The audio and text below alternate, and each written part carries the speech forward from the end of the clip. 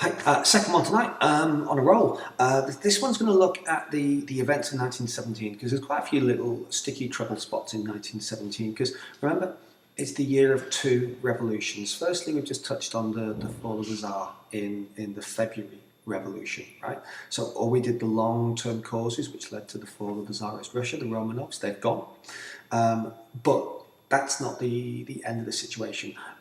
Many people thought maybe that Russia was about to kind of wander towards democracy.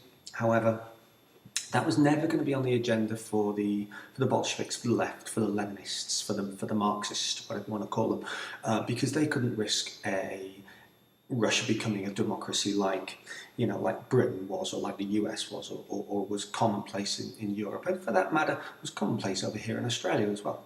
So it wasn't going to be allowed to happen. The Bolsheviks had to, across 1917, take a little bit of control, take a little bit of authority to become the power in Russia. So we start once the Tsar has fallen with effectively a provisional government, and the key word is provisional, that they were there almost as caretakers, and the idea that the Soviet of workers and soldiers would work alongside the Duma. Remember, the Duma was the parliament which came in after the Bloody Sunday Revolution of 1905 and the October Manifesto. So between the Soviet and the Duma, they would basically steer Russia towards a situation where they could call elections later in the year. Now, the guy in charge of this was a fellow called Alexander Kerensky. He was the leader of the Duma, and he was just a good politician. But circumstances went past him. Good politicians don't always come out as the winners. Circumstances took over, and events took a momentum which was beyond his control. Now, that momentum was really managed and pushed along by the left, by the Leninists, by the Bolsheviks. Remember, the Bolsheviks were radical revolutionaries. They differed from the Mensheviks, who were more evolutionary than revolutionary. They wanted communism, but they wanted it to come in its own time. The Bolsheviks wanted to force the issue. They weren't going to wait. Lenin wasn't going to wait for anybody. He'd read the book of Marx and the book of Engels, the Communist Manifesto.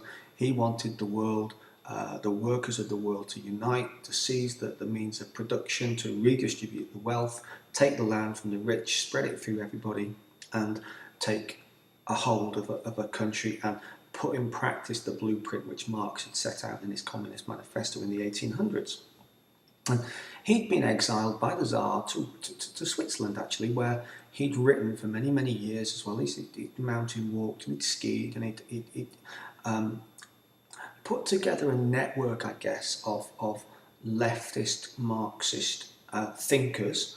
And he was eventually, obviously, anxious to get back to Russia, where he thought, once the Tsar had fallen, he thought he could accelerate the move towards Bolshevism, and he does this by getting the Germans to help him back to Russia, because we're in the middle of World War I. So ultimately, I've said before in class, I've said he commits treason to get back to Russia in this very special train, and he arrives at I think it's called the Finland station in St. Petersburg, and he gets off the train and he speaks to the people, and he says two great things in April 1917, right, is April theses, and the first one he says is peace, land, bread. He wanted to get the message across, simple message, simple people, and end the commitment to World War I, peace.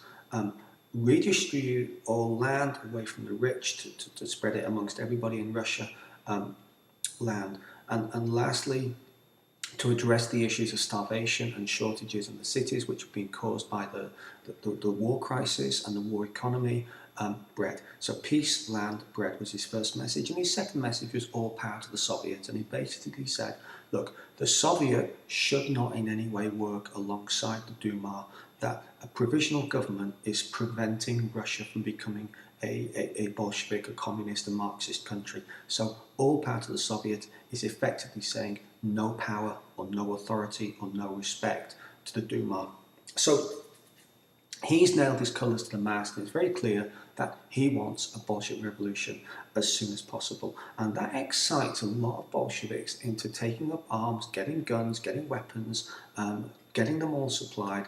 And in the July days of July in 1917, these Bolsheviks get ready to seize power. However, it's poorly organised. It doesn't look as though it's going to be successful. And in fact, it isn't successful. The Bolsheviks in July of 1917 are rounded up by the army, by the Provisional Government, and they are locked away.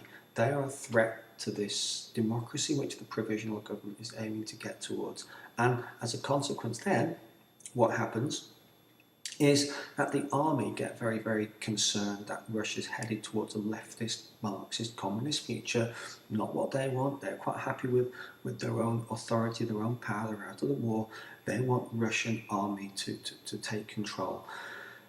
That concerns the Provisional Government. So the Provisional Government take the ridiculous step, and it is ridiculous. They arm the Bolsheviks, who, remember, they had just arrested. They released them from prison because they think they're the only people that will defend the Russia that they want. And of course, they do defend it, but they don't hand the guns back when the Kornilov army revolt doesn't happen. So the Provisional Government armed the Bolsheviks prior to the October Revolution, which then Lenin and his new mate Trotsky, previously a Menshevik but had converted because he saw the future, the potential, and the potential was Bolshevik red, and he jumps into the Bolshevik camp. And at that point then, Lenin and Trotsky sit down and organise the Bolshevik Revolution of October 1917, and it's a very quiet revolution. Not much action, not many people killed, not many people upset, and the Bolsheviks just slip into power. And at that point then, they set about the transformation of Russia from this provisional government into the first communist state in the world.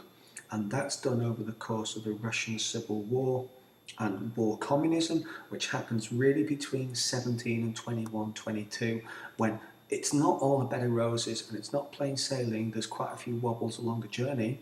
But by 1922, 1923, the Bolsheviks, at great pain, are established in Russia as the unquestioned leaders of the country, following a nasty civil war that they never really looked like losing, but there's a lot of pain, there's a lot of nastiness, there's a lot of bad feeling and atrocities committed by the Bolsheviks, which make governing most difficult. And we look at that when we come on to the Stalin period, which is your unit 3, I think. So that'll be towards term 4, towards Christmas this year.